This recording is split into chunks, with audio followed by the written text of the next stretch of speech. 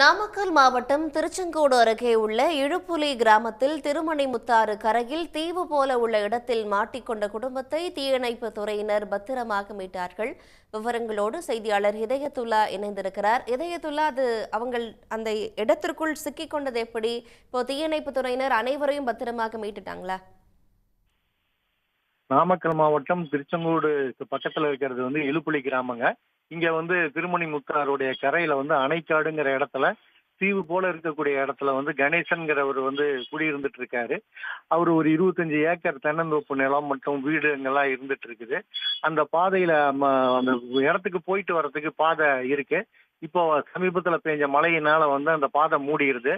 அதனால ஒரு குடும்பம் அங்க சிக்கி தவிச்சிட்டு இருந்தது. இது தொடர்பா திருச்செங்கோடு வட்டாட்சியர் விஜயகாந்துக்கு தகவல் வந்தது. அவர் திருச்செங்கோடு தீயணைப்பு துறையினருக்கு தகவல் கொடுத்து அங்கிருந்து தீயணைப்பு துறையினர் பரிசல் கொண்டு அந்த தீவு போல சிக்கி இருந்த இடத்துல அவங்கள மீட்டு கொண்டாந்துருக்காங்க.